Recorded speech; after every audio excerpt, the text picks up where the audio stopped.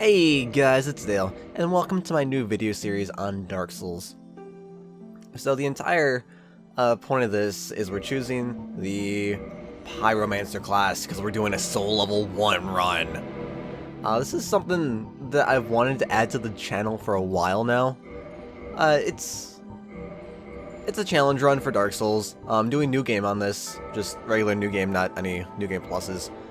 It's not like the end-all be-all challenge run, but it's definitely something good if you want to start working on challenge runs.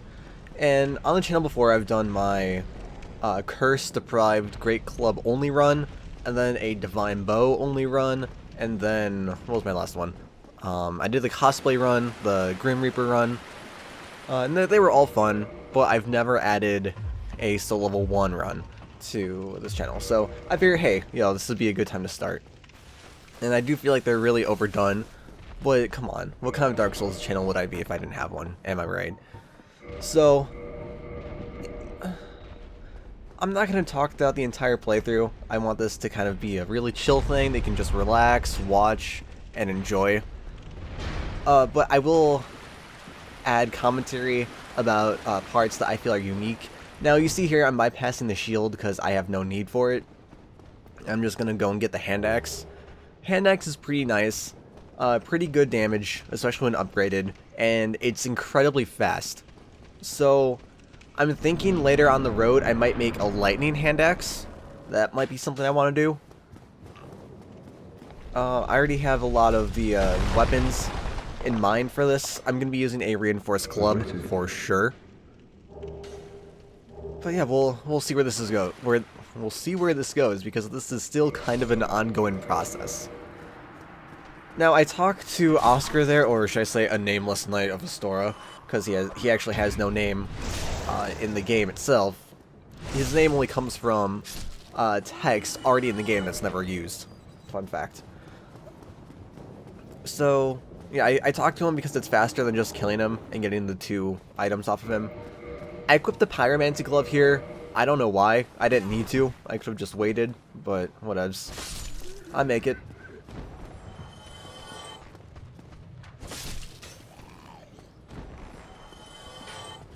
I could just roll through all the arrows of this guy, and I try to get a jumping attack, I believe, but I just fall over the ledge there.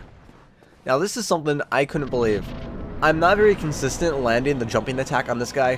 When you jump attack off of a ledge, it counts as a jumping attack and plunge, and you can sometimes do like a double hit. And like I got there, and I got half of his health down. Ridiculous. So I just used some pyromancy, take him out. And I do make a very sick dodge here. Yo, what's up?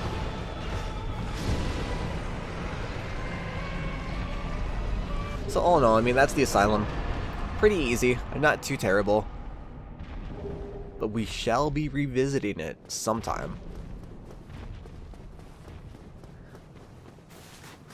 Now off to the left here, there is a Soul of a Lost Undead. I believe that's only 200 souls, but the souls are souls. Unfortunately, I don't think that I'll be using it very often, because for some reason, I don't know what it is, but I don't use soul items, like, at all. So, we've finally gotten to Lordran, which actually begs the question, is the Undead Asylum in Lordran or not? Because, I mean, there are bonfires, sure, but as evidenced in Dark Souls 2 and 3, just because there are bonfires doesn't mean it's Lordran. I don't know, some food for thought. I've never really found a solid answer for it. So if any of you guys know, drop something. I like hearing your ideas. Now I'm going through the catacombs here literally just for souls. As you saw, I took one behind the, like the pathway down to the catacombs. Or to the graveyard, I guess, because we're not at the catacombs yet. And like I said, I'm not really going to be using this. I pick up the Caduceus Round Shield because I thought maybe I might use it in a previous Soul Level 1 playthrough I did, but in this one, I never end up doing it because I just go to the Grass Crest Shield later on.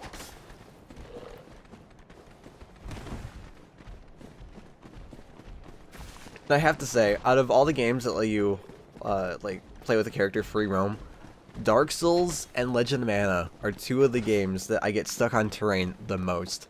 if you don't know Legend of Mana, it's a really great, I don't know, it's like a 2D beat-em-up RPG for the PlayStation 1.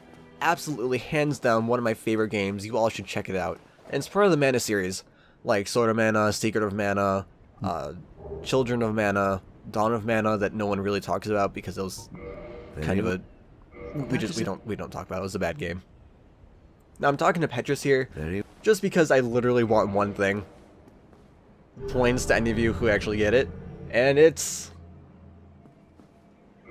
no. Wait for it. There we go. There's the shrug. One of my favorite gestures of the game.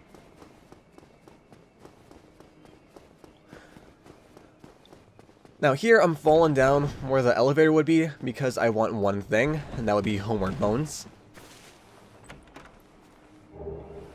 If you have a problem with glitches, do not watch this, because I do end up duping a lot of things. Just makes the series go by a lot faster, so I don't have to keep like running back and forth. I eliminate time on that. I don't have to keep farming for souls. I eliminate time on that. It's a way to help keep the series moving.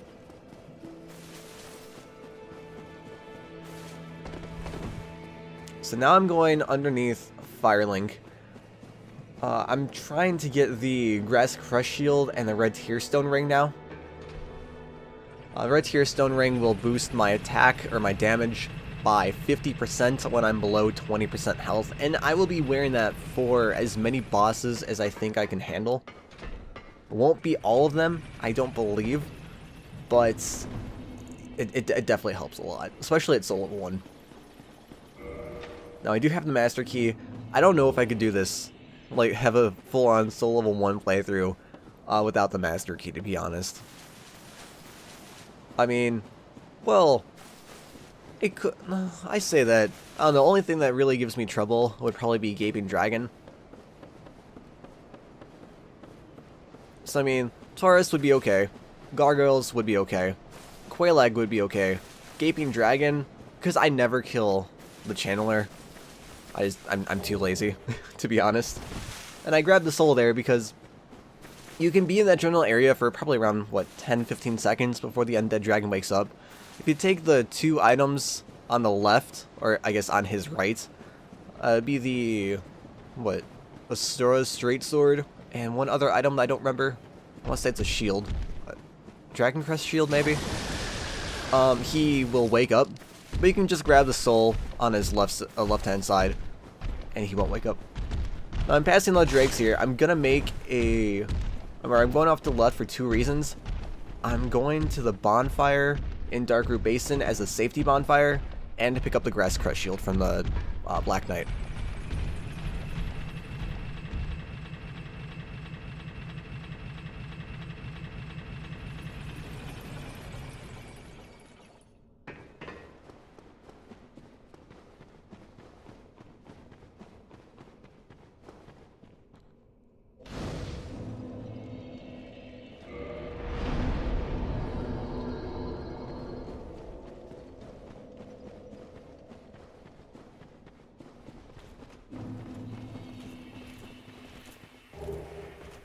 And there we go, we have the Grass Crush Shield. And the Halberd, bro! I love the Halberd Black Knight.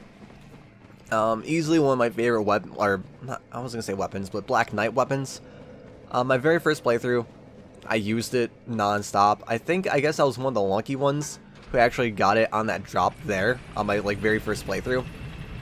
I'm like, yo, this is an awesome weapon, I love it. And Halberds have always been one of my favorite weapons since.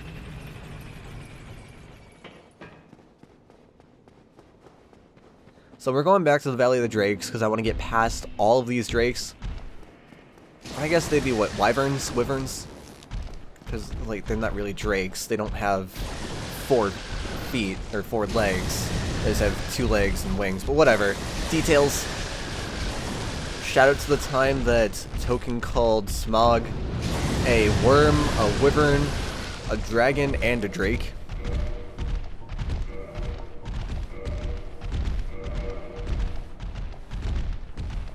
So right, I'm going up here, grabbing the Red Tearstone Ring, then I'm just homeward boning it back.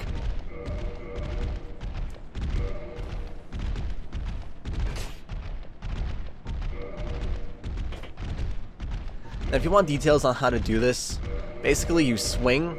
It's a lot easier with a heavier weapon that causes you to stagger. So you swing, use the item at the end of the animation, and as your character is returning from that animation, you open up the menu, go to your items, and use an Estus.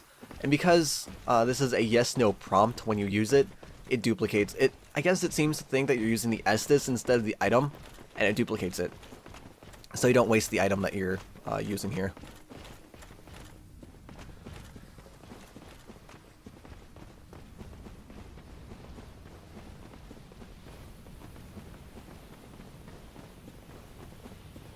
So we're making our way through, what is it, a Star Group Basin?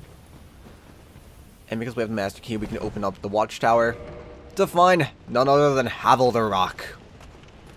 Unfortunately, we won't be taking him on. We literally have no need.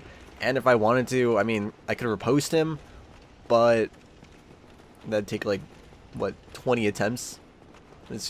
No, not doing it today. Like I said, we have no need to. For what, like 2,000, 3,000 souls? Now, I attack this guy here because I want him to drop the barrel, because that's just annoying to deal with otherwise. And I'm going up here. I'm going to attack the Twinkling Bug, just to get that out of the way. But, as you can see, Havel's still chasing me. So I just enter the Boss Fog to get him off my back and to safely quit the game. When I quit the game, it reloads all of the enemies' respawn points. So if you have any enemies aggroed onto you, and you go, you know, somewhat distance away, they'll all, like when you reload the game, they'll all be back in their starting position. And then I attack him just to make sure he's dead. I wasn't sure if I kill him or not.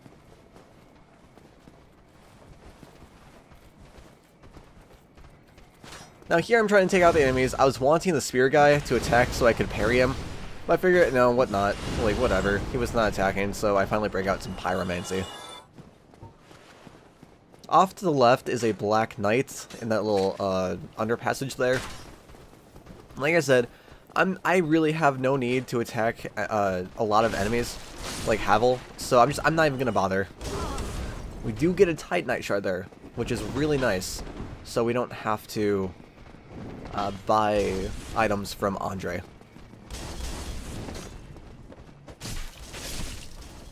This is just really annoying to deal with because I've got all of them aggroed on me. So I'm just trying to use some pyromancy to take them out really quickly.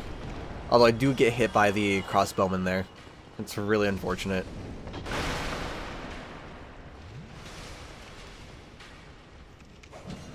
I think we land our first parry of the game. It might be second. And got a plunging attack. I was talking with one of my friends the other day on how I really wanted this to be, or how I really want items in Dark Souls to have different plunging animations. I think that'd be a really nice feature. And if I haven't mentioned it already, because I don't think I have, because I'm a dumb person, this is Super Co-op Souls. So basically, for every boss, I'm going to be having my my friend, Bullet1520, join me with the bosses that we can. Unfortunately, we couldn't do Taurus, but that is A-okay. We will be doing gargoyles for each other and every boss since. Now I'm going down to the Undead Merchant here, just because I want the... Oh, and the Residence Key. I actually forgot about that, because I want the Reinforced Club. Reason I pick up Residence Key here is because, I mean, even though I have the Master Key and I can open the door in the Berg that leads to the Gold Pine Resin, I still want to save, what's his name, Griggs from the lower Undead Berg. Now here I'm going for, to get into Tearstone range, just as preparation for when I get to the boss. But as I was saying, I was trying to save Griggs because I want the Bellowing Dragon Crest Ring to up the amount of damage I can do with Pyromancy. Bellowing Dragon Crest Ring, when equipped, it gives you roughly, I think, 20-25% more damage with sorceries. i.e. read magic. And I asked this here just to be safe. I didn't want anything to kill me. So I knew that I could get into Tear Stone range again.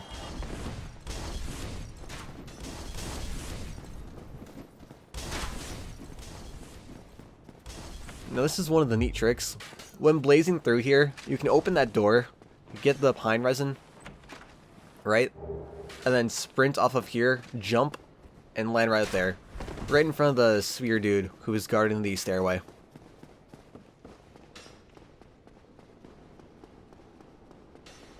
So now we are taking on the Taurus Demon. One of my favorite bosses, one of the bosses that actually used to consistently give me trouble because he'd always knock me over the ledge. One of the best things to do though, I mean if you're tanking, that's okay, you can stay further away. But if you're rolling, stay right underneath his legs.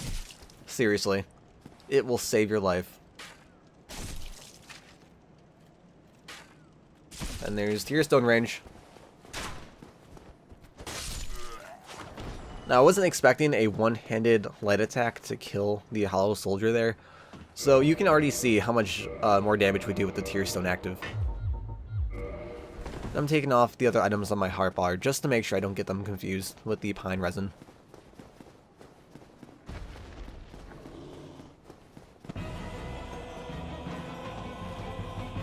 So I guess this is one of the first real bosses that you'll come up against. And I mean, he's pretty frightening, you know. You see his horns, you see his giant hammer. But then I do 3/4 of his health. And he's not so threatening anymore.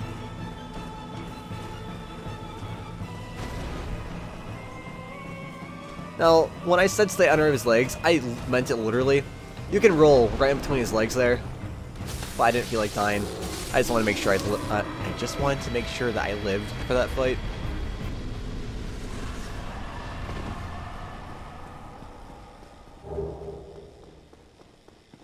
I like how I can still hear the lightning effects after the battle. Sounds like gears whirring or something. Now I'm talking to Solaire here because I want to get the White Slime Soapstone. And that's about it. I don't think I'll be summoning Solaire at all for this entire playthrough. I used to have the mindset that if I summoned help for a fight, I was bad, or that I wouldn't need to, or no, it was like an attack on my character, I suppose. Now I accidentally used a gold pine resin there. I totally didn't mean to. I actually thought it was Estus, and I pulled a dumb here because I realized I never saw the Drake in the Berg. Therefore, the Drake will not be on the bridge at all. Yeah, I was pulling a dumb move there.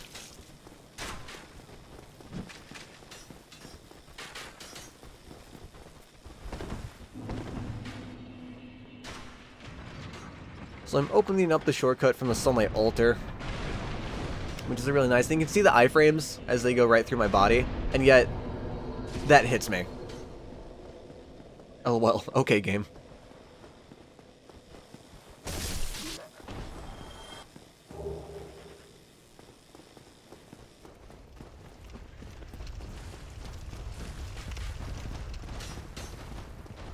So if you roll through here or jump off of here, before that Hollow Soldier gets to the lever, you can prevent him from pulling the lever down. Fortunately, you do get a lot of aggro, and it's not terribly difficult to get through all these guys.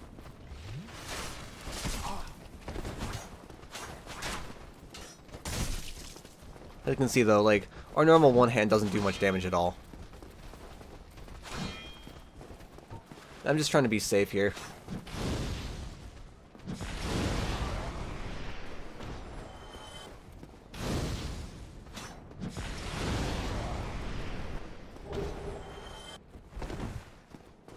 So we get the basement key, which means that we don't need to take on the gargoyles.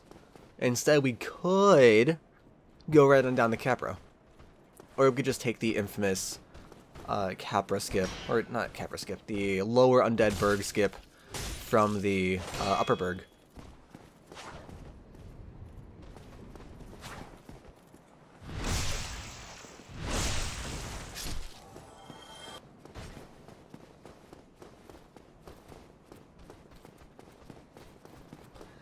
And I was thinking about going around the side there, going to the parish, but I decided, you know what, nah. We're just going to activate the elevator and go on back down to Firelink as I just narrowly escape that soul arrow.